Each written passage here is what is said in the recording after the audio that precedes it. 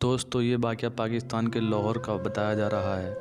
कहानी शेख साहब की है। शेख साहब लाहौर में मामूली से दफ्तर में नौकरी किया करते थे, लेकिन उनके दिन कुछ इस तरह से बदले कि उसी दफ्तर के साहब को शेख साहब पसंद आ गए और यूं उनकी फैमिली में शेख साहब की शादी हो गई। शेख साहब की ज़िंदगी बदलने लगी, दिन रात और रात दिन में बदलती गई और शेख साहब एक दुकान से एक मार्केट और फिर एक फैक्ट्री के मालिक बन गए। उसके बाद उन्होंने और भी तरक्की की और फिर न जाने कितनी फैक्ट्रियों के मालिक बनते गए। शेख साहब 2 बच्चों के बाप बन चुके थे और एक किराए वाले मकान से एक बड़ी सी कोठी में आ चुके थे।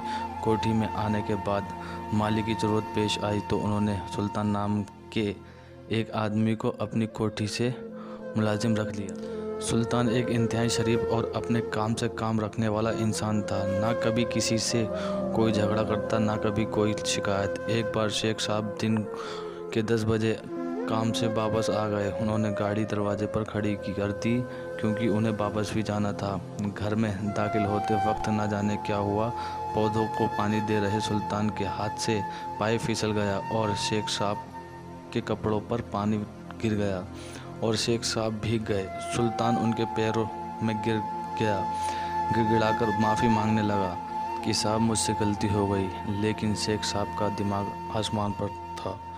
गुस्से में ना अब देखा ना ताब देखा, खड़े खड़े सुल्तान को नौकरी से निकाल दिया और कहा कि शाम से पहले मेरे घर से निकल जाओ। सुल्तान बेचारा सामान की पोटली बांध कर घर से निकल कर दरवाजे के पास आकर बैठ गया कि शायद शेख साहब का गुस्सा शाम को ठंडा हो जाए तो वह वापस बुला लें। लेकिन शाम को शेख साहब वापस आए तो देखा कि सुल्तान अभी तक उनके दरवाजे पर बैठा हुआ है। शेख साहब ने गुस्से में गार्ड से कहा, इसे धक्के देकर निकाल दो, ये मुझे यहाँ नज़र ना आए। सुबह हुई तो सुल्तान वहाँ से जा चुका था। अल्लाह जाने की कहाँ चला गया। समय गुजरता गया। शेख साहब का तेज़ी से चलता हुआ कारोबार अचानक रुकने लगा। कारोबार में तरक्की की रफ्तार धीरे धीरे कम पड़ती गई। फिर एक फैक्ट्री में आग लग गई। पूरी फैक्ट्री जलकर राख हो गई। शेख साहब को बैठे बिठाए करोड़ों का झटका लग चुका था। कारोबार में नुकसान होना शुरू हो गया था तो शेख साहब के माथे पर बल पड़ना शुरू हो गई। शेख साहब को नुकसान पर नुकसान होता गया तो उनकी कमर मुकम्मल टूट गई। अब तो उनकी कोठी भी बिक चुकी थी और वो एक आम से घर में आ गए थे। जब अकल से कुछ पल्ले ना पड़ा तो पीरों फ़कीरों के यहाँ चले गए कि शायद कोई दुआ हाथ लग जाए और बिगड़ी ज़िंदगी फिर से संवर जाए। बचा हुआ कारोबार बेचकर और बैंक से लोन लेकर छोटे बेटे को एक नया कारोबार करवा दिया, लेकिन उसके साथी ने उसे धोखा दे दिया और सारा पैसा डूब गया। शेख साहब 60 साल की उम्र में चारपाई से लग गए। एक दिन उनका पुराना जानने वाला दोस्त उनसे मिलने के लिए आया। हालात देखे तो बहुत अफसोस हुआ और कहा, शेख साहब एक बुजुर्ग आए हुए हैं, बड़े अल्लाह वाले हैं। दादा साहब के पास एक मुकाम पर उनका चंद दिनों का क़याम है। अगर आप उनके पास जाकर दुआ करवा लें तो अल्लाह पाक ज़रूर कायम फरमाएगा। शेख साहब को फ़ौरन तैयार हो गए और उस जगह पहुँचे। मुलाकात करने के बाद सारा मसला बयान किया। उन्होंने आंखें बंद की, कुछ देर मुखरित की कैफियत में रहे, फिर आंखें खोली तो शेख साहब को देखा और कहा, तुमने ज़िंदगी में किसी आदमी के साथ बहुत बुरा सलूक किया है और अल्लाह ने उसी गुनाह के बदले तुम्हारी पकड़ की है। अब तुम याद करो कि तुमने ज़िंदगी में किस इंसान के साथ ऐसा सलूक किया कि अल्लाह पाक तुम्हें यह सज़ा दे रहा है।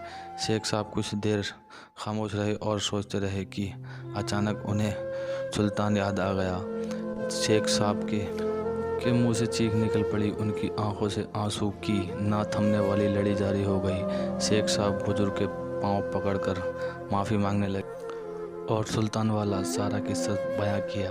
बुजुर्ग ने कहा, मेरी बात सुनो। उन्होंने शेख साहब को रिज्क के हवाले से कुछ बातें बताईं और उन्हें समझाया और कहा कि आप जाओ और सुल्तान को तलाश करो। अगर वो मान जाए तो माफ़ कर दे तो तुम्हारे दिन बदल जाएंगे। शेख साहब की दुनिया लुट चुकी थी। वो सर पीटता हुआ अपने घर आया पुराने कागजात देख रहा था कि शायद सुल्तान का कोई पता या कोई और मालूमात मिल सके। जब कुछ भी न मिल सका तो शेख सुल्तान को ढूंढने चकवाल जाने वाली बस में बैठकर चकवाल चले गए, जिधर से सुल्तान आया था। लेकिन उन्हें सुल्तान वहां नहीं मिला। छोटा बेटा बाप को तलाश करते हुए चकवाल अड्डे पर आ पहुंचा और बाप को वापस लाहौर ले आया। लेकिन शेख के दिल का सुकून ख़त्म हो चुका था। कुछ दिन के बाद शेख साहब फिर घर में गायब हो गए। बेटे को मालूम था कि कहाँ पर गए हुए हैं। वो चकवाल पहुंचा तो देखा कि बाप ज़मीन पर बैठा सर पर साख डाल रहा है और कह रहा था कि सुल्तान तुम कहाँ हो। बेटा रोता हुआ बाप को वापस ले आया। चंद दिन के बाद शेख साहब का इंतकाल हो गया, लेकिन सुल्तान नहीं मिला। प्यारे दोस्तों, कहते हैं कि चपरास को मत निकालो, उसका रिज्क तुम्हारे रिज्क से जुड़ा हुआ है।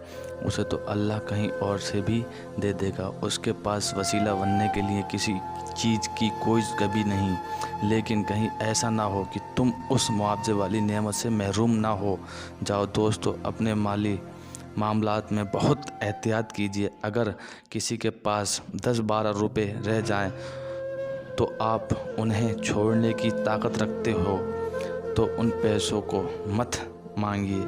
आसपास और ख़ानदान में जो भी मुस्तहिक हैं उनका ख्याल रखें। यकीन कीजिए आप ज़िंदगी में कभी तंग दोस्त नहीं होगे। दोस्तों, अगर आज हमारे पास बैंक बैलेंस है, अल्लाह की दी हुई बहुत सी नेमतें हैं, तो हमें चाहिए कि हम लोगों की मदद करें, क्योंकि उनमें हमारे साथ साथ गरीबी, यतीमी, बेवाओं, मरीज़ों और ज़रूरतमंदों का पूरा हक है। अगर हम उनका ख्याल रखेंगे तो यकीन कीजिए हमारा रिज़्क बढ़ता जाएगा।